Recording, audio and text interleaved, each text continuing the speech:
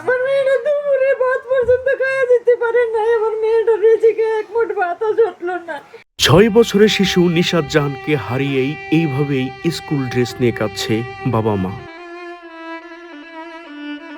ছোট্ট নিশাত চিপস কিনতে যাওয়ার পর ইছা নামের একজন পাষণ্ড ব্যক্তি তার নিজের আক্রোশ মেটাতে ভোগ করে এই ছোট্ট নিশাতকে জানাজানির ভয়ে শ্বাসরোধ করে এসিড ঢেলে চেহারা বিকৃত করে 2 দিন যাবৎ বস্তাবন্দি করে বাড়ির পাশে থাকা ডোবাতে ফেলে দেয়।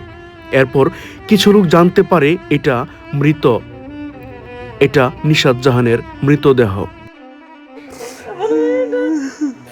শেষ মুহূর্তে তো এই বাড়ির মধ্যে আমার দেবরের কোনো গোসল করছে, নিজের গোসল নিজে করে গেছে।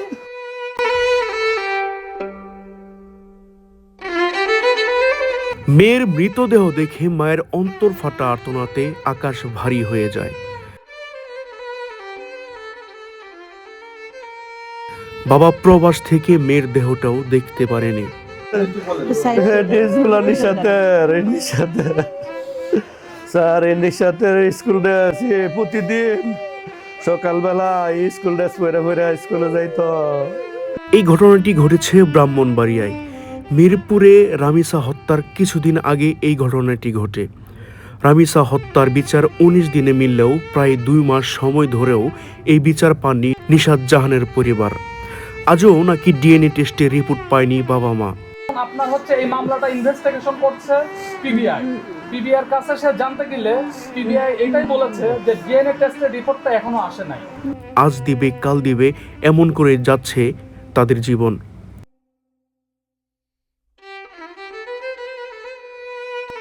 অবশেষে মানবাধিকার আইনজীবীরা নিশাত জাহানের বাবা মার পাশে রয়েছে, তাদেরকে আশ্বাস দিয়েছেন। মানবাধিকার পরিচালক বলেন, আমরা মানবাধিকারের পক্ষ থেকে যতটুকু সহযোগিতা করা যায় আমরা সর্বোচ্চ সহযোগিতাতে পাশে থাকবো। আমাদের মাননীয় চেয়ারম্যান মহাসচিব সহ এই বিষয়টা সম্পূর্ণ বিশ্লেষণ করেন। তো আমরা আজকে আমাদের মাননীয় চেয়ারম্যান এবং কি মহাসচিব আমাদেরকে আজকে ঘটনাস্থলে পাঠান সরজমিন আমরা বিষয়টা দেখার জন্য। নিশাত জাহান মোহনপুর গ্রামে অষ্টগ্রামে নিশাতের বাড়িতে আসছি। আসলে আমরা যারা মানবাধিকার করি, মানবাধিকারের মূল কি যে আসলে সবার অধিকার নিশ্চিত করা, সে শিশু হোক আর বয়স্ক হোক, ছেলে হোক অথবা মেয়ে হোক। আমরা মানবাধিকার যদি প্রতিষ্ঠা করতে না পারে তাহলে সে দেশে মানবাধিকার সংগঠন বা প্রতিষ্ঠান থাকার কোনো মানে নাই। মানবাধিকার কি সবার অধিকার, সবার অধিকার নিশ্চিত করা হলো মানবাধিকার।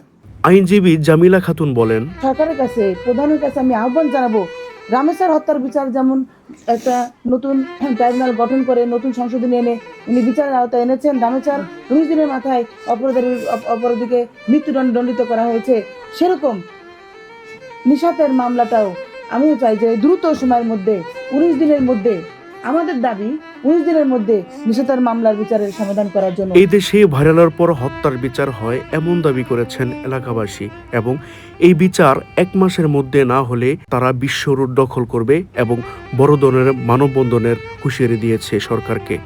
এই দায় সরকারের মেনে নিতে হবে।